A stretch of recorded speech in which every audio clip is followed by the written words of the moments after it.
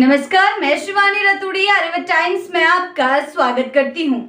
बिहार की राजनीति में उस समय खलबली मच गई जब जनसुराज के संस्थापक प्रशांत किशोर ने एक प्रेस कॉन्फ्रेंस कर भारतीय जनता पार्टी के प्रदेश अध्यक्ष दिलीप जायसवाल और राज्य सरकार में मंत्री रह चुके भाजपा नेता मंगल पांडे पर एक दूसरे को आर्थिक लाभ पहुंचाने का सनसनीखेज आरोप लगाया। प्रशांत किशोर ने जो आरोप लगाया उसने सत्ताधारी दल को बैकफुट पर लाकर खड़ा कर दिया है। प्रशांत किशोर ने खुलासा करते हुए कहा कि कोरोना काल के दौरान वर्ष 2020 में स्वास्थ्य मंत्री रहते हुए मंगल पांडे ने अपनी पत्नी उर्मिला पांडे के नाम पर दिल्ली में 86 लाख रुपए का फ्लैट खरीदा। उन्होंने दावा किया कि इस संपत्ति को खरीदने में सीधे तौर पर भाजपा प्रदेश अध्यक्ष दिलीप जायसवाल की आर्थिक मदद शामिल थी। किशोर के मुताबिक 6 अगस्त 2019 को दिलीप जायसवाल ने अपने निजी बैंक खाते से मंगल पांडे के पिता अवधेश पांडे के खाते में 25 लाख रुपए ट्रांसफर किए। इसके कुछ ही समय बाद अवधेश पांडे ने वही राशि अपनी बहू यानी उर्मिला पांडे के खाते में भेज दी, जो आगे चलकर फ्लैट की खरीदारी में प्रयोग हुई।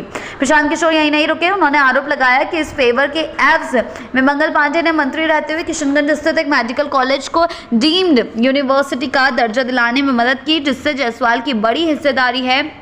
किशोर ने इस लेन देन को भ्रष्टाचार की श्रेणी में रखते हुए कहा कि साफ क्विड प्रो क्वो है, यानी लेन देन की राजनीति। इन आरोपों के सामने आते ही भाजपा की ओर से पलटवार की देखिए, अब मामला जो है ऐसी गहराता जा रहा है। इन आरोपों के सामने आते ही भाजपा की ओर से पलटवार किया गया।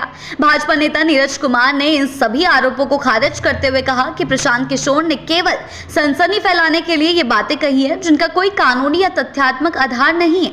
उन्होंने बताया कि दिलीप जायसवाल द्वारा मंगल पांडे के पिता को जो 25 लाख रुपए दिए गए थे वह एक कर्ज था जो आयकर रिटर्न में भी दर्शाया गया है और चेक के माध्यम से उसे 5 किस्तों में लौटाया भी गया है।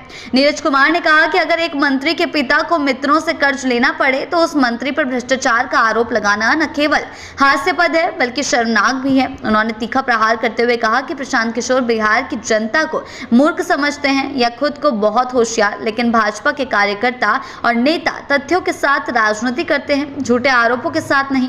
भाजपा नेता ने यह भी साफ किया कि एम्बुलेंस घोटाले का मामला अभी हाई कोर्ट में लंबित है और स्वास्थ्य विभाग ने अब तक उस एम्बुलेंस कंपनी को 1 रुपए का भी भुगतान नहीं किया है।